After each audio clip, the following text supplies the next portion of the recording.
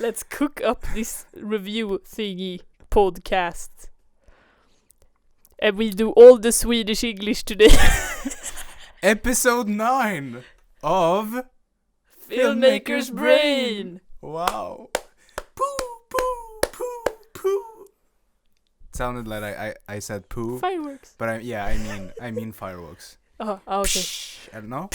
No. Psh, poo, psh. Poo, poo, poo. Hey guys.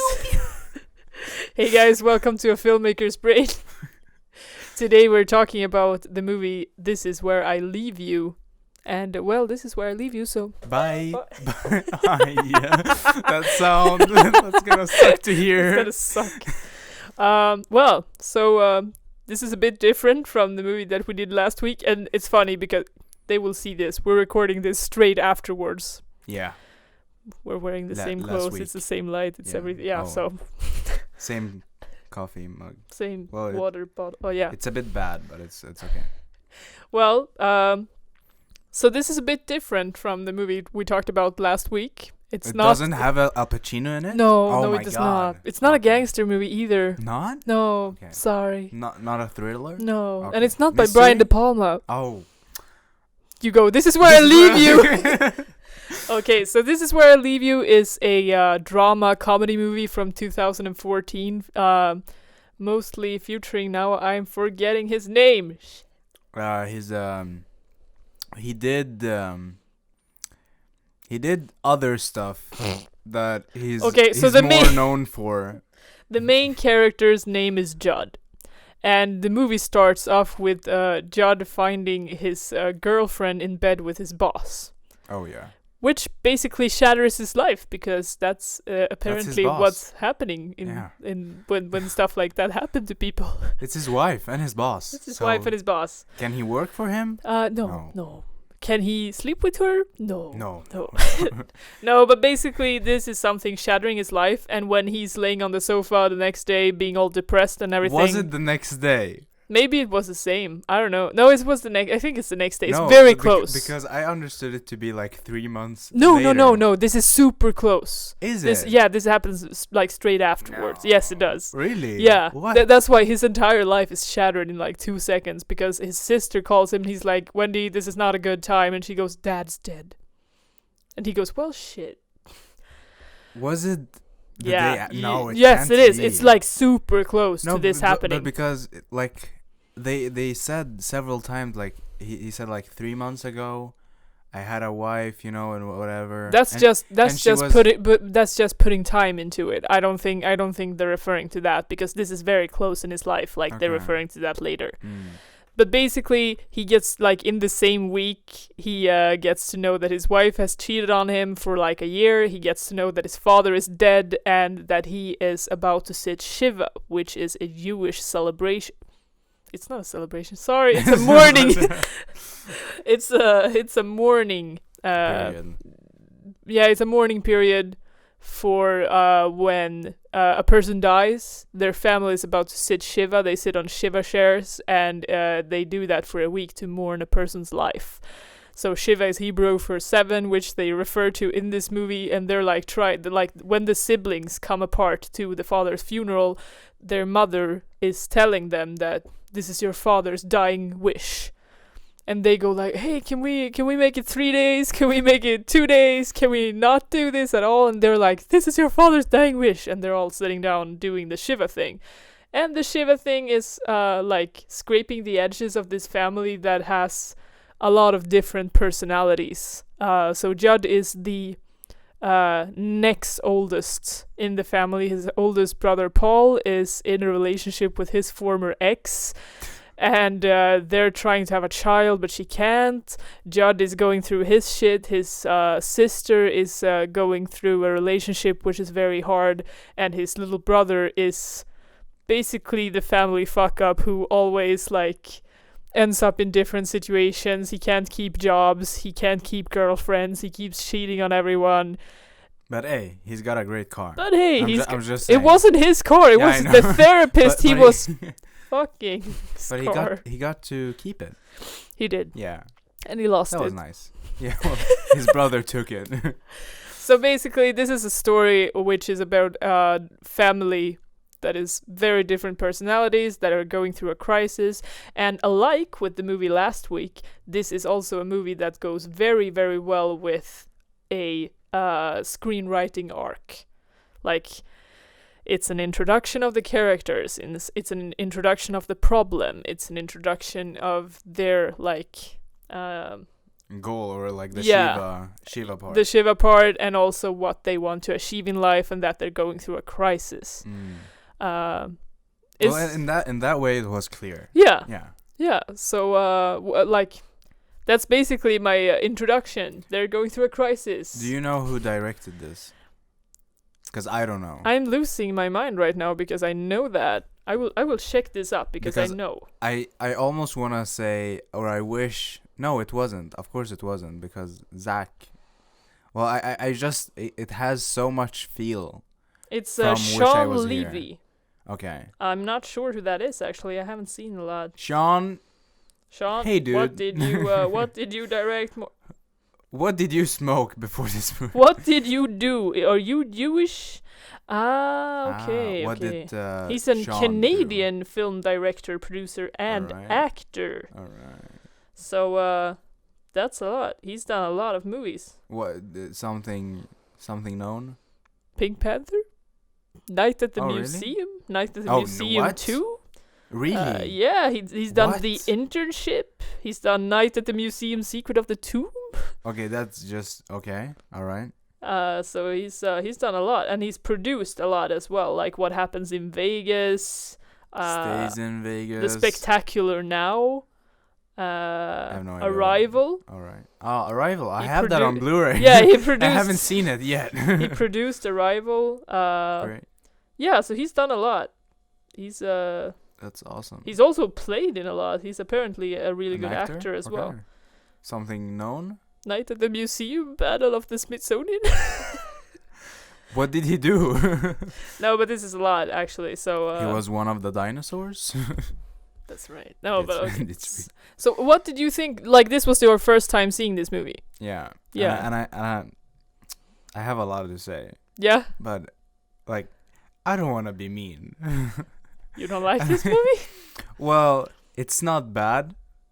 It's a tip. Like, okay, so let me defend this before we start. Like, I'm not saying this is the greatest movie on earth to begin with. It has a lot of flaws. Well, if you bring a movie to the table, you need to have it as your favorite. So next week we're talking about Scarface. No, but okay, so it's your favorite movies. No, I don't think so. No, but it's like I love this movie in so many ways, but this is also a typical Hollywood-ish comedy drama movie. I wrote it. Very Hollywood-esque movie. Yeah. And then, I really wanted to describe it. But it has it has a typical frame of how these kind of movies look like. Yeah. It's very typical for like the characters to end up in good positions. It's happy ending, like everything like that. Yeah. What I like in this story is how they portray relationships between family members. Okay. Yeah. That's what I hate. I would agree with that. Yeah. Actually, I know that this movie has been like critiqued. Yes. A lot. It has gotten a lot of. It's gotten shit. Yeah, and I made sure for this movie that I would like write down my opinion before going into like reading like the reviews and stuff like that, just because I didn't want to be influenced by what people think. No. Right, and I wanted to be like really careful with that. Yeah.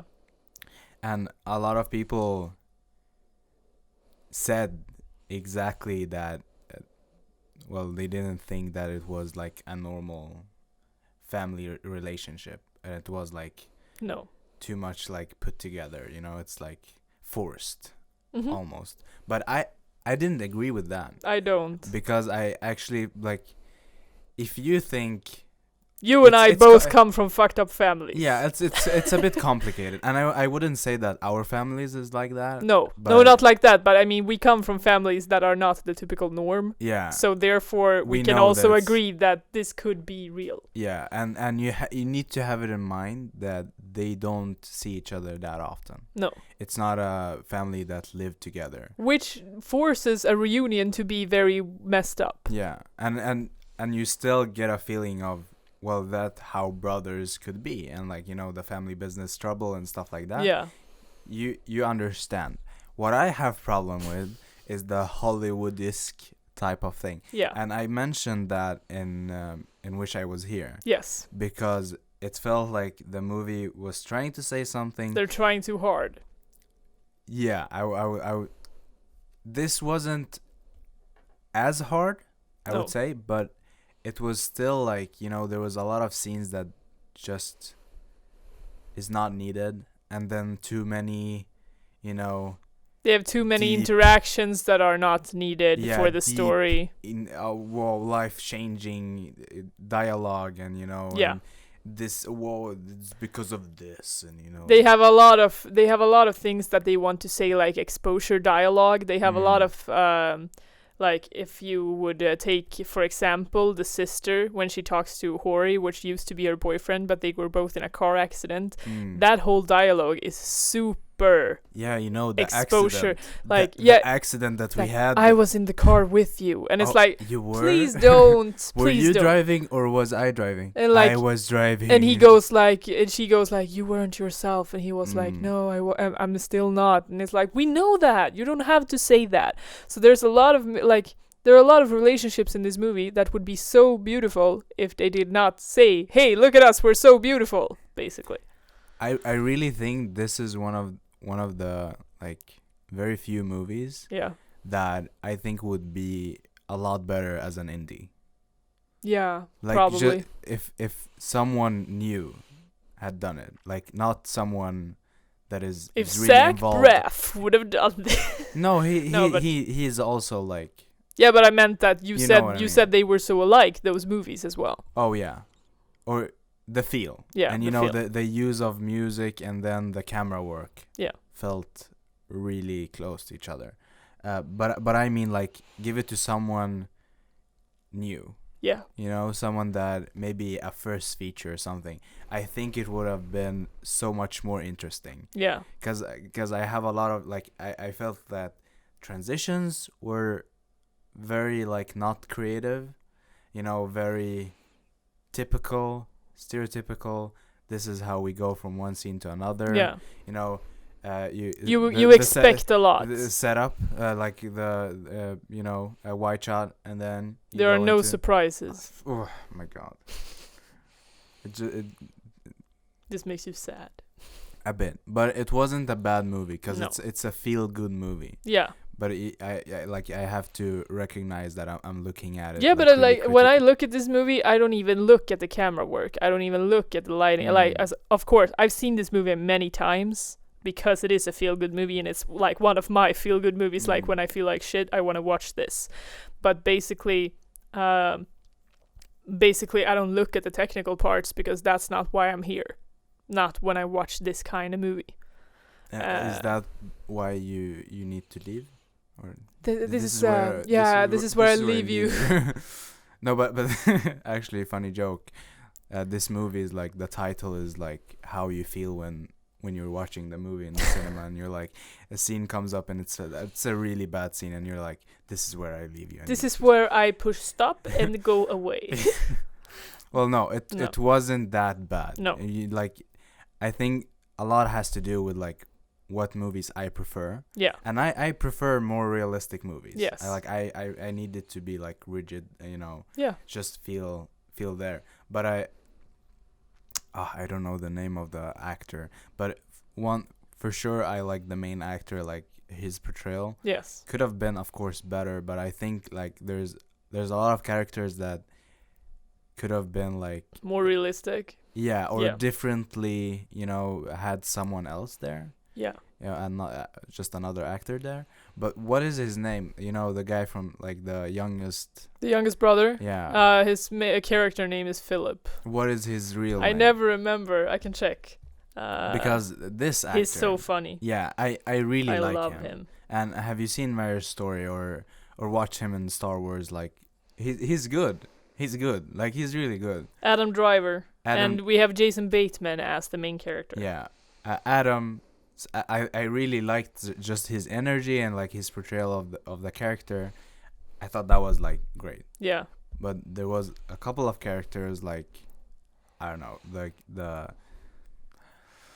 like the sister. I love her, but yeah, they didn't make it all through. You know? They're not super realistic characters. Yeah, but still like this is a movie that makes you feel good, but also makes you wish for more. Wish for more. Oh, more of from the film. Yeah. Yes. No, not more. No more, please. No. I don't want more. But I also understood from this movie like why it's like a movie that you would like. Yeah. But we always talk about it. But I think for sure you could have done this movie a lot better. Yeah, I probably could, and I probably will. No, but I mean, I love family dramas. I love this kind of setting. Like you unite people around a crisis and describe how they react to it. And I love that as a plot in scripts. Okay. So therefore, you will see me do these kinds of movies further on, but in another way or whatever. But you also saw the flaws in this movie. I do. I see a lot of flaws, yeah. and it's like I said, I don't like the movie because it's a technical like masterpiece. I don't like this movie because it's beautifully colored. I don't like it because it's a good camera work or anything like that. I like it because it's a feel-good movie that makes me laugh. Yeah, but this is an easy movie for me. If you would like change something, or like what do you think would have made this movie better? You know what I mean? Like do you see like a main problem? I see a main problem with them trying too hard to do too much. I see them going too many too many different directions. Like if you would focus on him mourning his father and not and of course like seeing the problem with his wife being cheating on him or whatever, that would be fine. But then we have the family and all of the family characters different. Like there are 5 people in this family and they're all having a lot of problems, and it's not like we talked about this in Knives Out, that there are a lot of characters, but you never get lost in the story. Yeah, and they're perfectly made. They're perfectly made. And also, like, even when you describe a problem with every character, you're still with the story. You're still not lost. And this is where this movie failed. Because they have a lot of characters, and every character has an issue, and every character is like connected to another character that also has an issue, but it's not the same issue, and suddenly you're lost. Yeah, and in difference from Knives Out, this movie is like they're they're different movies. It's hard to to compare. It's moved forward by dialogue. Yes, this movie, and of course Knives Out and exposure is also dialogue, which I'm not a fan of. So also like this is a good movie, but it's not always a great script. So it has a lot of flaws. It's a movie that you feel good by, but you also expected more. So you can feel a little bit disappointed when you watch it for the 10th time. Oh, # experience. I don't know. I don't think. Have you seen it? I have seen it at that least many 10 times. Oh. I think this was the 10th time or something. But this is also like, I watched this movie for the first time like 6 years ago or something. No, that's when it came out. Okay, so maybe 4 or 5 years ago. Like, but I saw it when it was very new to me. So I've seen it a couple of times, and I keep seeing more and more flaws. This is not a movie where I keep seeing more and more stuff I like. It's the other way around. So I'm trying to not watch it too often. But this is acceptable. Yes. Like you're allowed to have those kind of movies. Yeah. You know that you just like 1408. You know that movie. I am like, I saw it for the first time, like, I don't know, when I was 8 or something. Yeah. And me and my sister watched it, like, that was our go-to movie. you know. And I watched it like a month ago with Jonas. I was like hyping this movie up and like, this is a great scary movie and you're gonna like it because you like scary movies and stuff. And then we watch it and I'm like, yeah, it's creative. It's really creative, but it could have been better. Yeah, a lot better, you know. And but it's the same thing, like, or that's not actually the same thing, but like when we have our Christmas special this year, which is further on, but I'm just hinting this already.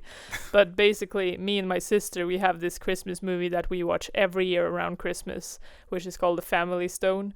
And it's also a family drama, which is super funny. I laugh until I cry when I watch this movie, and it doesn't matter how many times I watch it. It's still the same places, it's the same situations, and this family is royally fucked up, and it's super funny.